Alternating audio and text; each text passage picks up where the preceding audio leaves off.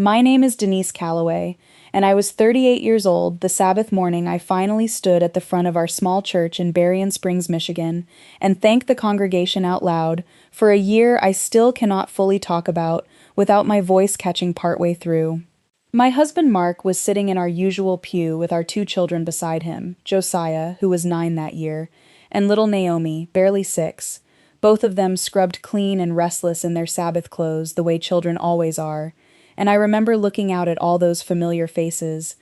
The Hendersons, Sister Wanda with her quilting-worn hands folded in her lap, the widow from the back pew, people who had brought us casseroles and cut our grass and quietly paid bills we never even knew were behind, and thinking that I did not have words big enough for what they had done for us. The sun was coming through the plain glass windows the way it always did on a clear morning, catching the dust in the air above the pews, and somewhere behind me a baby fussed quietly and was hushed. Ordinary sounds I had once taken entirely for granted and no longer did. It took nearly a year to get to that Sabbath morning.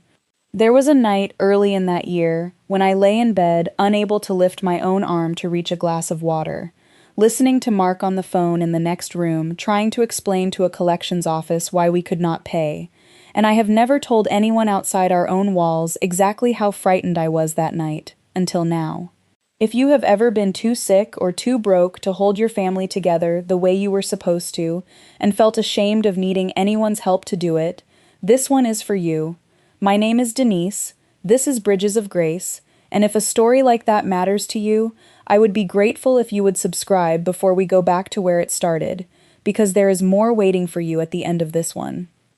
If you have ever sat in a doctor's waiting room doing math in your head about bills instead of listening to what the doctor was saying, tell us in the comments how you got through that season, because I think more of us have lived through some version of it than we ever say out loud to one another.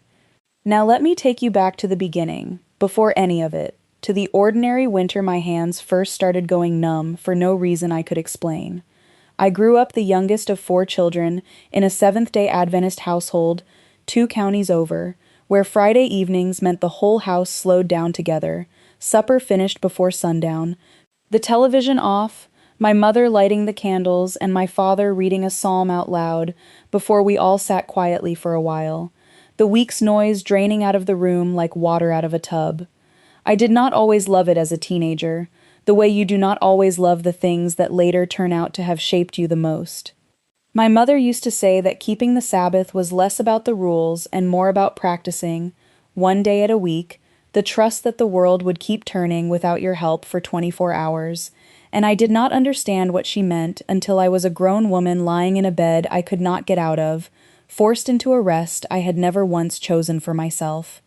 My father was a quiet, deliberate man, an elder at our home church for as long as I could remember, the kind of man who read the same worn psalm before every Friday supper without ever seeming to tire of it. He used to tell us that the Sabbath was not a fence around our week, it was a room built inside it, a place you could walk into and set everything else down for a while, and I did not understand what he meant until years later, lying in a bed I could not leave on my own, discovering exactly how much I still needed a room like that. Mark and I met at a homecoming weekend at the college in Berrien Springs, both of us there visiting old classmates, and he made me laugh within the first 10 minutes of standing in the same buffet line, telling some long, ridiculous story about a canoe trip that had gone wrong in almost every possible way. He was not raised Adventist himself. He had come to the faith on his own in his early 20s after a college roommate invited him to a small Friday evening Bible study. And there was something about the seriousness with which he had chosen it, rather than simply inherited it the way I had, that I found steadying from the very beginning. We dated for a year, mostly over long phone calls and the occasional weekend visit, and he proposed the following spring at the same buffet line where we had first met, on one knee between the salad bar and the dessert table, which mortified me at the time and which I would not trade for a more elegant proposal now for anything. We married 2 years later at my home church, my father walking me down the aisle in the same slow, deliberate way he did everything, pausing halfway to whisper that he expected Mark to build me a room like the one he had just described to me 100 times growing up, and I laughed through my tears without fully understanding, again, what he meant until much later. We settled in Berrien Springs itself, close enough to both of our families that Sabbath dinners rotated easily between houses, in a small two-bedroom house on a quiet street lined with maple trees that turned the whole block gold every October. Mark worked as an electrician for a local contractor. Steady, decent work that kept food on the table without ever making us rich. And I taught piano lessons out of our front room 3 afternoons a week, and between the two incomes we managed a plain, comfortable life. Nothing extravagant, but nothing we ever went without either. Josiah was born 4 years into our marriage. A serious, watchful little boy who took after his father in the quiet way he paid attention to everything around him. Naomi came 3 years after that, loud and sunny from her very first cry, the kind of baby who made strangers in the grocery store stop and smile. Our little house filled up with the ordinary chaos of 2 small children, piano students coming and going through the front room 3 afternoons a week, the scales and simple hymns drifting out through the screen door in summer, and Sabbath potlucks after church that stretched long into the afternoon, folding tables set end to end in the fellowship hall, casserole dishes with names written on masking tape underneath, so nobody ever lost track of whose was whose. Cedar Vale Adventist Church sat on a quiet road just outside town, close enough to the university that our congregation was a patchwork of longtime local families and graduate students far from their own hometowns. All of us folded together into the same fellowship hall every Sabbath. I remember thinking, in the plain, unremarkable years before any of this happened, that I had exactly the life I had always wanted. Quiet and full and unremarkable in all the best ways. The kind of life you do not fully appreciate until something threatens to take pieces of it away from you. The numbness in my hands started that winter, small and easy to dismiss at first. A tingling in my fingers some mornings that I blamed on the cold or on too many hours at the piano bench. I remember mentioning it to Mark almost as a joke, holding up my hand at the dinner table and wiggling my fingers, telling him I was finally getting old, and he laughed and took my hand and rubbed some warmth back into it, and neither of us thought another thing about it that night. Then it spread, over the following weeks, up through my wrists, into my forearms, and I started dropping things without meaning to. A coffee mug that shattered on the kitchen tile. A hairbrush, once an entire tray of Naomi's breakfast that sent scrambled eggs sliding across the floor, while she watched with wide, worried eyes, too young to understand why her mother was suddenly crying over spilled food. I began waking some mornings so exhausted it felt as though I had not slept at all, a bone-deep tiredness no amount of rest seemed to touch, and some afternoons I would find myself sitting at the piano bench between students, staring at my own hands as though they belonged to somebody else. I told myself it was nothing for longer than I should have. The way you do when admitting something is wrong feels like the first domino in a line you are not ready to watch fall. I finally went to the doctor after a Sabbath afternoon, when my legs simply gave out beneath me in our own kitchen. No warning, no dizziness first, just the floor rushing up to meet me, while Mark caught me halfway down, both of us so startled that for a moment neither of us said anything at all, just sat there together on the linoleum, while Naomi peeked around the doorway asking why Mommy was sitting on the floor. That fall was enough to finally push me into the doctor's office the following Monday. Something I had been quietly putting off for weeks out of a stubborn hope that whatever this was would simply resolve on its own if I ignored it long enough. The specialist we were eventually referred to, after weeks of tests and blood draws and appointments that ate through what little savings we had, gave it a name I had never heard before. An autoimmune condition attacking my joints and my nervous system at once. Unpredictable in its flares, with no guaranteed timeline for how long any single episode might last. He explained it carefully, drawing a rough diagram on a sheet of paper to show us what was happening inside my own body, and I remember watching his pen move across that paper and thinking how strange it was that something so small and precise could be the reason my hands would not hold a coffee mug anymore. I sat in that examination room with Mark's hand gripping mine so tightly it hurt, and I heard the word chronic, and I felt the floor of my whole life tilt sideways in a way no fall in my kitchen had managed to do. I did not know yet, sitting in that plastic chair, that I would think about that exact appointment again, months later, from a bed I would not be able to leave on my own for the better part of a year. The first few weeks after the diagnosis were frightening, in a way that at least still felt manageable, because Mark and I told ourselves this would pass the way a bad flu passes, that I would rest for a stretch, and then get back to the piano bench and the school pickup line and all the ordinary motion of our life.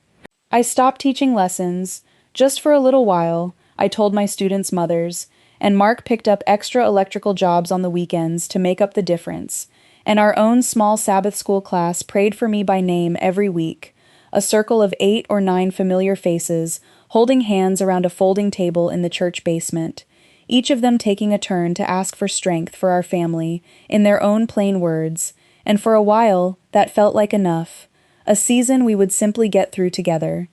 It was not a season. 6 weeks became 3 months, and 3 months became 6, and by the time the first snow fell that year, I had not stood upright without help in nearly 2 months.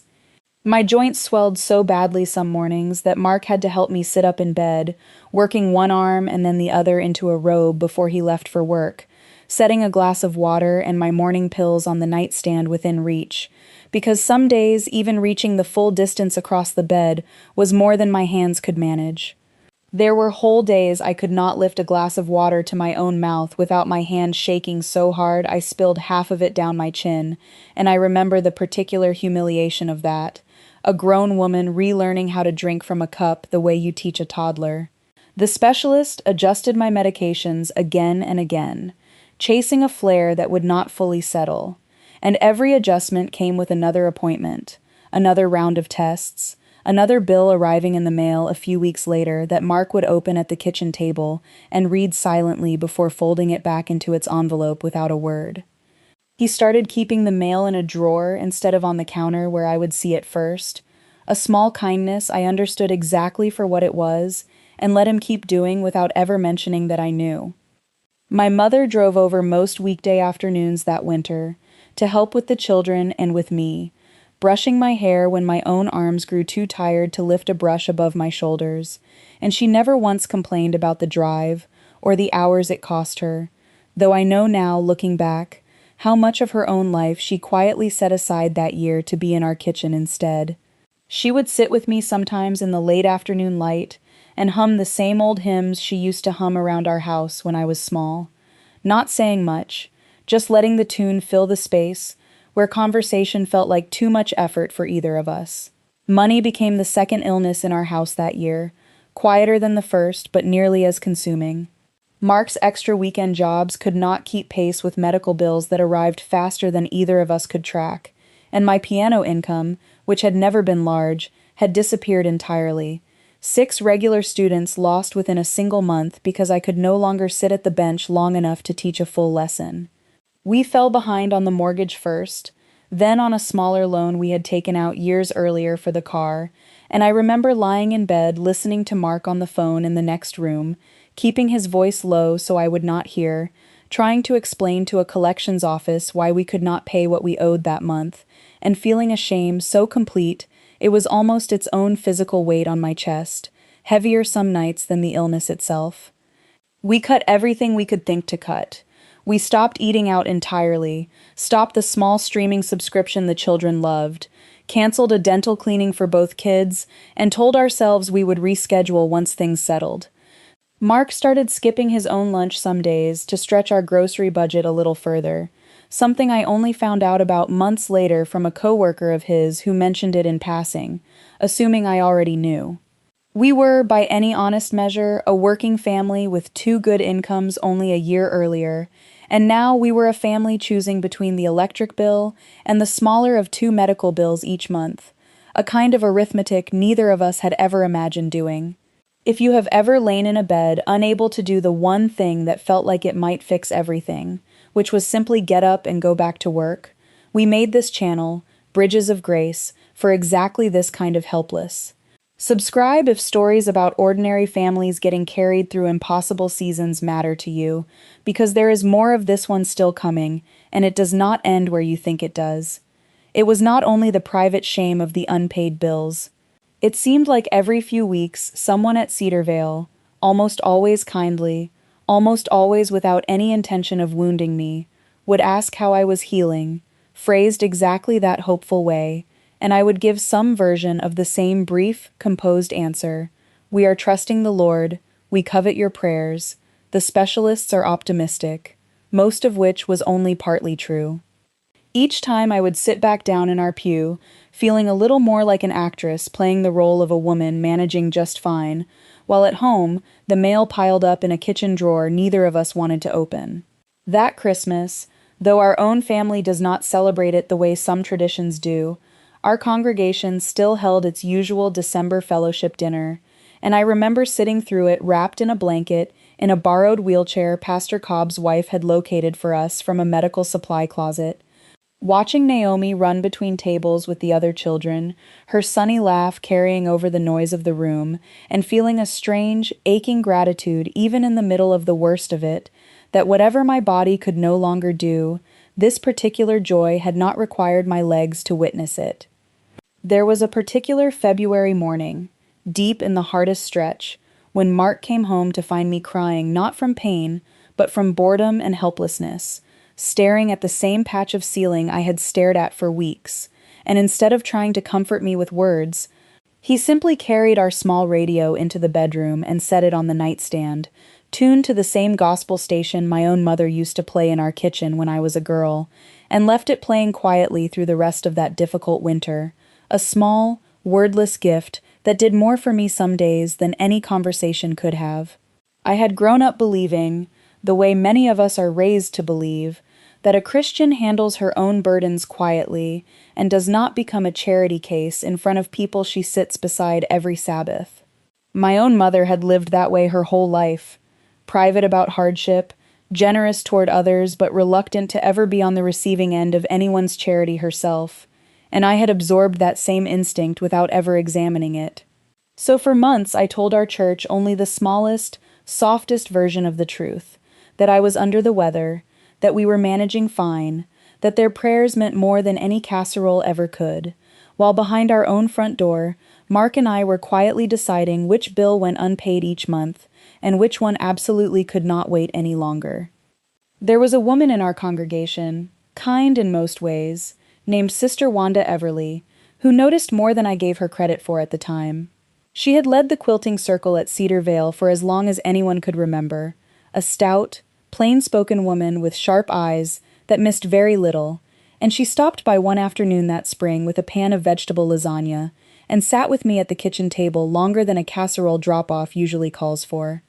At one point she said, gently, "Denise, you know it is not weakness to let your church see you the way you actually are right now. Only pride keeps that particular door shut." And I remember bristling at the word pride even as some quiet, honest part of me recognized she was right.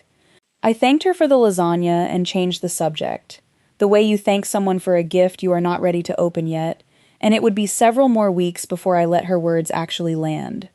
She came back twice more that spring, never pushing, always with some small excuse, a jar of soup, a book she thought Naomi might like, and each visit she found some quiet way to ask a little more than I was ready to answer. Are you managing the mortgage all right? Has Mark had to cut back his hours to help you? Questions I deflected every single time with the same composed half-truths I had been giving everyone at church for months.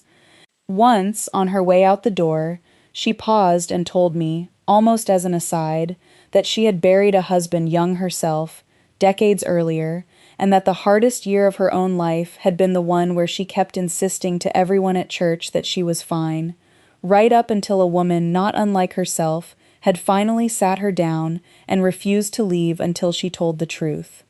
I did not fully understand, at the time, that she was quietly describing exactly what she intended to do for me next.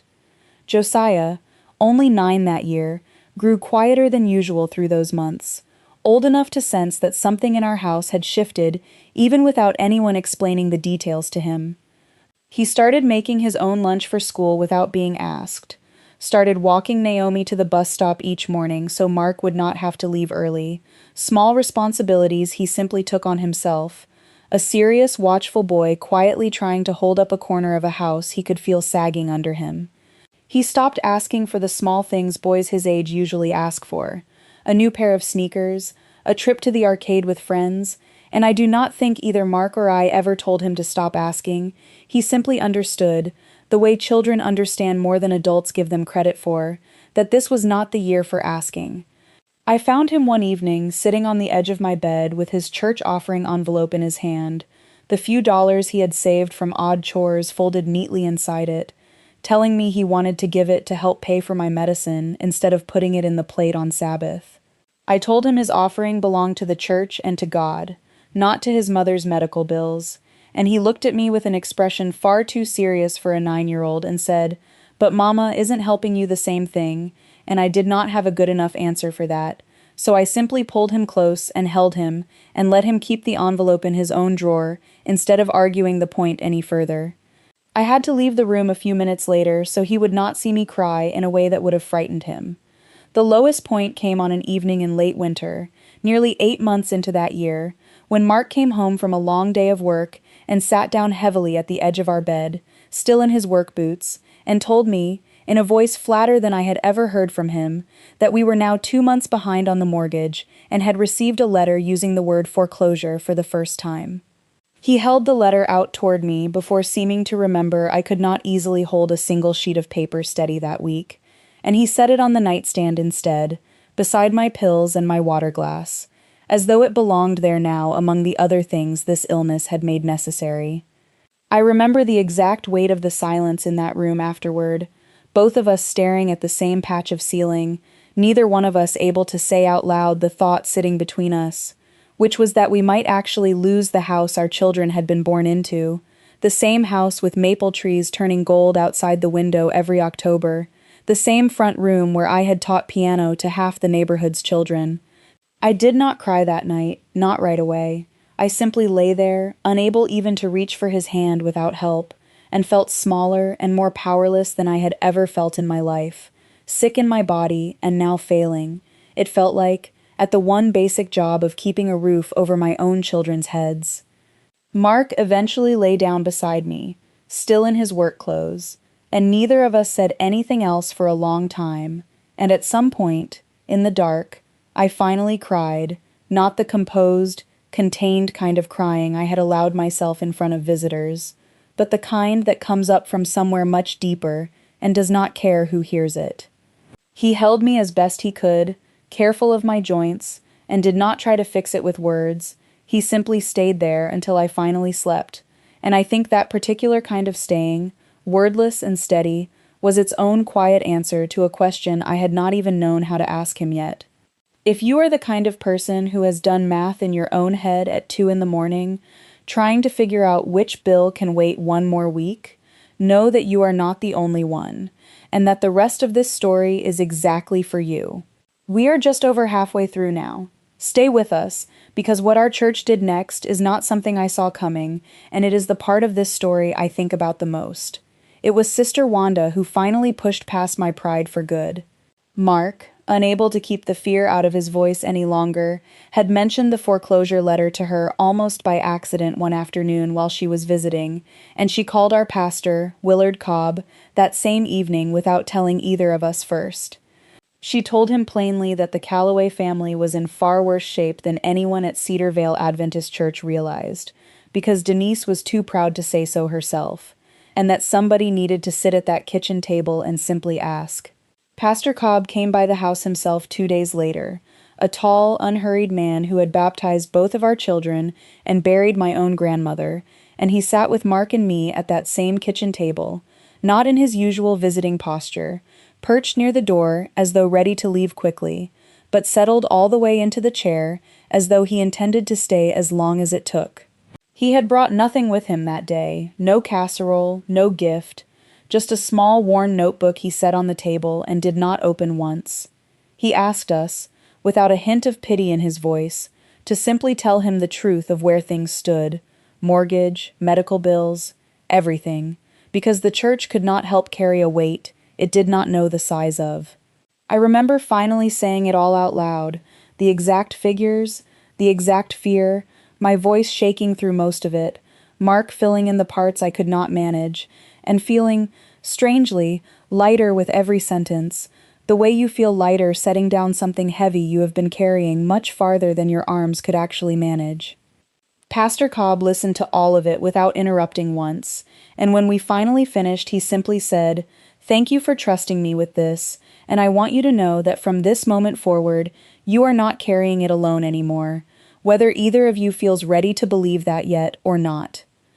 What I did not know, and would not find out for weeks, was that Pastor Cobb and our head deacon had quietly begun organizing something the very next morning. They did not announce a fundraiser from the pulpit or pass around a special offering envelope with our names printed on it, which is exactly the kind of public exposure I would have dreaded most.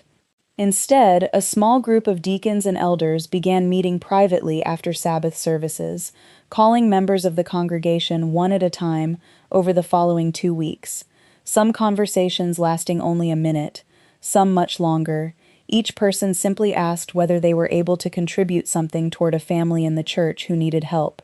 No names given over the phone until the giving itself was already settled. Within 2 weeks, they had assembled enough in quiet contributions to bring our mortgage current and clear the collections notice entirely, along with a rotating meal schedule organized on a clipboard that circulated through 3 different Sabbath school classes. That meant I did not have to worry about a single supper for the rest of that winter. I found all of this out on a Sabbath morning nearly 3 weeks later, when Pastor Cobb asked Mark to help him bring something in from his car after the closing prayer. I sat waiting at our usual potluck table, Josiah and Naomi already reaching for the first rolls off a nearby tray, with no idea anything unusual was about to happen. Mark came back into the fellowship hall a few minutes later, carrying a plain manila envelope, his face doing something strange and unreadable, and he set it in front of me and asked me to open it right there at the table where we always sat. Inside was a cashier's check covering everything we owed, the mortgage arrears, the collections notice, more besides, and a single folded sheet of paper with more than 30 names on it, written in different handwriting, some in careful cursive, some in the quick scrawl of someone signing between errands, everyone who had quietly given whatever they could, some large amounts, some small, all of it together enough to set us right.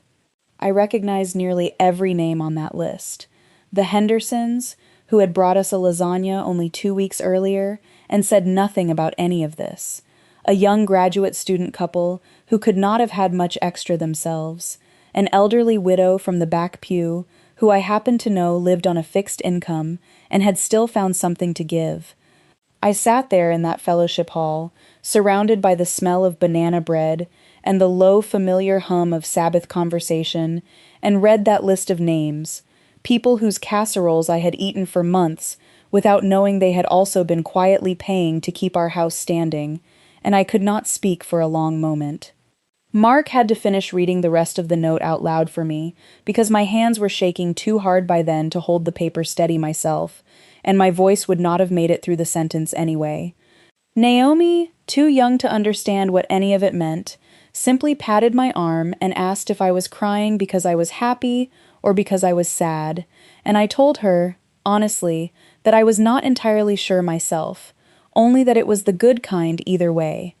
Before I tell you what that Sabbath actually changed in me, I want to ask you something.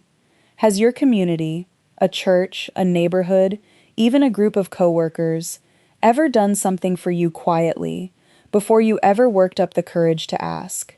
If that has ever happened to you, tell us about it in the comments, because I think it happens more often than any of us realize, carried out by people who never wanted the credit for it in the first place. I did not recover from that condition in a single miraculous moment, and I want to be honest about that, because that is not how this particular story goes. The medications kept working slowly, the way medications usually do, small improvements measured in weeks rather than days, and it was nearly 2 more months before I could walk to the mailbox on my own again, without Mark's arm to lean on. There were setbacks along the way too. One bad flare in early spring that put me back in bed for nearly 2 weeks after I had already started hoping the worst was behind us, and I remember how differently that particular setback felt from the ones before it.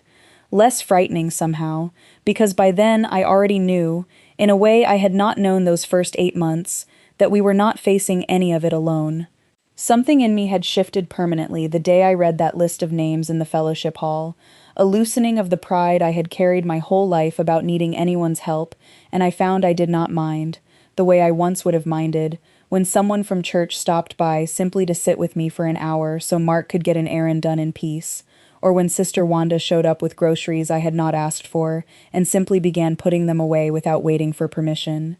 Sister Wanda came by nearly every week through the rest of that winter, not always with food, sometimes just to sit at the kitchen table and talk, while I worked slowly through a set of hand exercises the specialist had given me for my fingers. Small rubber balls to squeeze, simple stretches meant to coax the stiffness back out of my joints a little at a time. One afternoon, watching me struggle through them, frustrated at how clumsy my own hands had become, she reminded me, gently, of the exact conversation we had had months earlier at that same table, and told me she had not been trying to shame me that day, only trying to open a door she could see I badly needed opened. I told her she had been right, and that I was sorry it had taken me so long to walk through it, and she just squeezed my hand and said that was exactly what church family was for, closing doors nobody else could reach on their own. She taught me, that same winter, to hold a needle steady enough to join her quilting circle from my own bed some afternoons, small stitches at first, clumsy and uneven, and I still have the first square I ever finished, tucked now into a corner of the very quilt she and the others eventually gave us.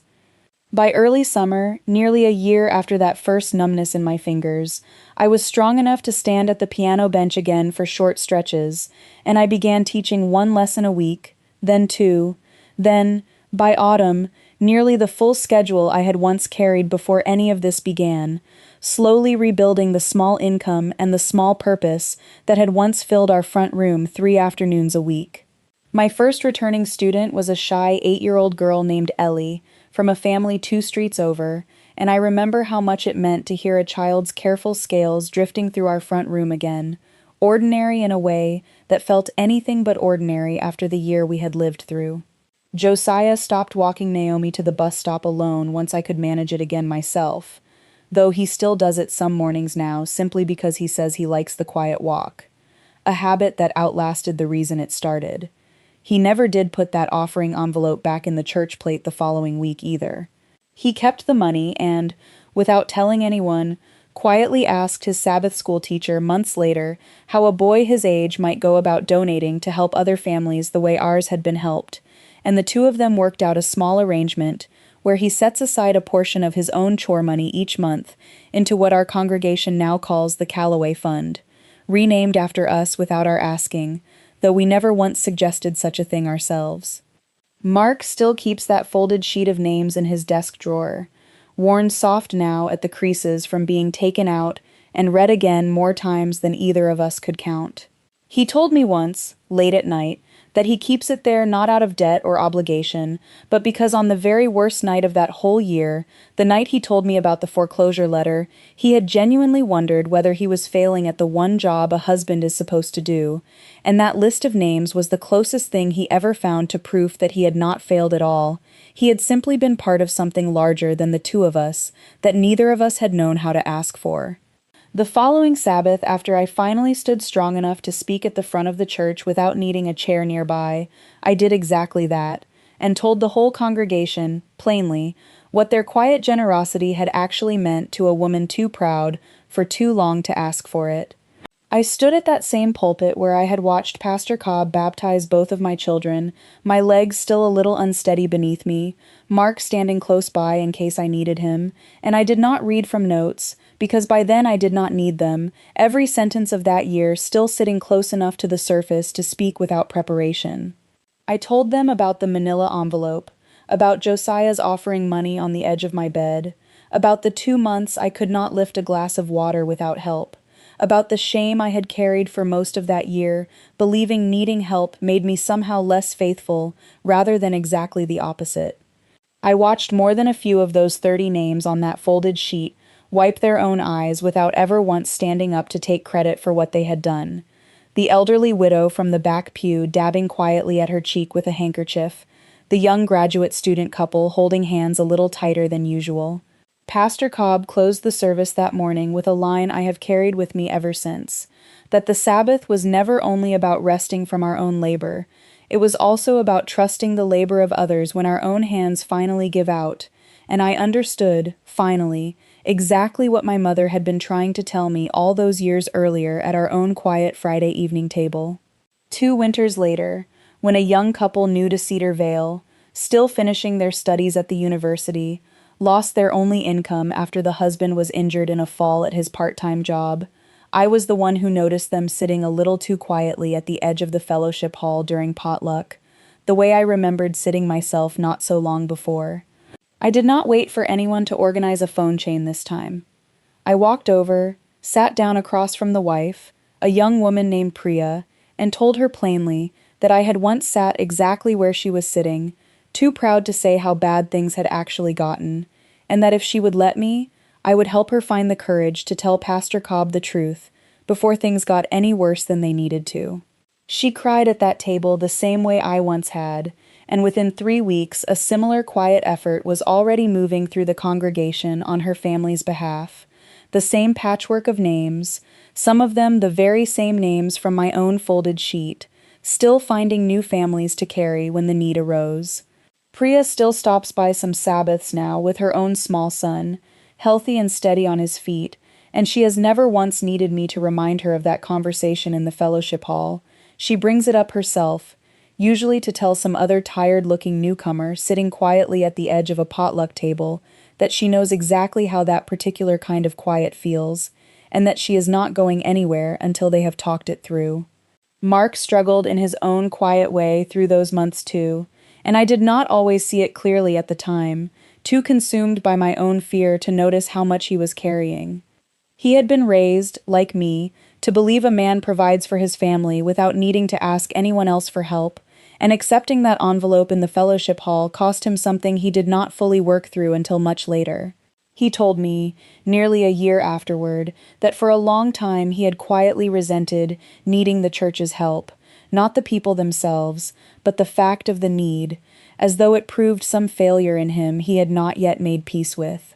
It was Pastor Cobb, in a conversation over coffee one afternoon, that Mark did not tell me about until months later, who finally helped him see it differently, reminding him that every man in that congregation who had given something toward our mortgage had at some point in his own life needed exactly the same kind of help from someone else, whether or not he had ever spoken of it aloud. Mark came home from that conversation quieter than usual, and a few days later he started volunteering with the same deacon fund that had helped us, quietly, the way Pastor Cobb had first organized our own help, and he has kept doing it every month since. The specialist who has followed my case since the beginning, a careful, soft-spoken woman named Dr. Reyes, told us at my most recent appointment that my flares have grown steadily less frequent and less severe with each passing year, and that if the current trend holds, we may eventually be able to space my checkups out even further than we already have. I sat in her office and thought back to that first appointment years earlier, Mark's hand gripping mine so tightly it hurt, and felt a quiet, steady gratitude that had nothing dramatic about it at all, just the plain relief of a slow, ordinary healing finally holding. We still keep a quilt on the arm of the chair beside our bed, the one Sister Wanda and 4 other women from the quilting circle finished and brought over during the worst month of that winter, each square a different fabric from a different woman's own scrap basket, stitched together by hands that had never once asked what we could give back in return, including, tucked into one corner, the single uneven square I managed to sew myself from that same bed months later. I still cannot always explain, when people ask, exactly why my body did what it did that year, or why it took as long as it took to heal, or why some mornings even now my hands ache in a way the specialist says may simply be part of my life from here forward. A small reminder my body seems determined to keep giving me, no matter how far the rest of me has come. I still catch myself, some months, hesitating a beat too long before mentioning to anyone at church that money is tight, or that a flare has crept back in, an old habit of pride that 8 years of evidence to the contrary has not fully talked me out of yet, and I have decided that is all right too. Not every part of a hard season resolves itself neatly, and I have stopped expecting mine to. What I can explain is what that year taught me about the difference between the burden you think you are supposed to carry alone and the burden a whole community was built, quietly and without fanfare, to help carry instead. My father used to say the Sabbath was a room built inside the week, a place to set everything else down for a while. And I understand now that our church itself became something very much like that room for our family that year. A place we could set down a burden neither Mark nor I could carry another mile on our own, built quietly, patiently, by people who never once asked to be thanked for building it. If there is one thing I would want another tired, proud, frightened person to hear tonight, it is this: needing help is not a failure of your faith, and letting people see the truth of a hard season is not weakness, it is its own kind of trust. The same trust my mother once told me the Sabbath itself was built to practice. I did not get through that year because I finally prayed hard enough, or found the right verse, or worked my own way back to strength. I got through it because 30-some people I sat beside every week decided quietly, before I ever asked, that I was not going to carry it alone, and because a boy of 9 once handed me his own small offering money without being asked to give a thing. Naomi is old enough now to ask questions about that year, pieced together mostly from things she has overheard, rather than anything Mark or I sat her down to explain directly, and last spring, out of nowhere, at the kitchen table over supper, she asked me whether I had been scared. I told her the truth, that I had been more scared than I had ever let her or her brothers see at the time, and that being scared and being carried are not opposites. Sometimes they happen in the very same year, even the very same week. She thought about that for a moment, the way 6-year-olds think about things that are a little too big for them, and then she asked if we could still keep the quilt on the chair even after it got old and worn out, and I told her we would keep it as long as it held together, and probably even a little after that. If you have ever been carried through a season you could not have survived on your own, by a church, a family, or a community that showed up before you found the courage to ask, I would love to hear about it in the comments below. Tell us what that season taught you, and who showed up for you when you least expected it, because someone else watching tonight may be in the exact middle of their own version of that story right now. My name is Denise. This is Bridges of Grace, and I am so glad you stayed until the end of this one.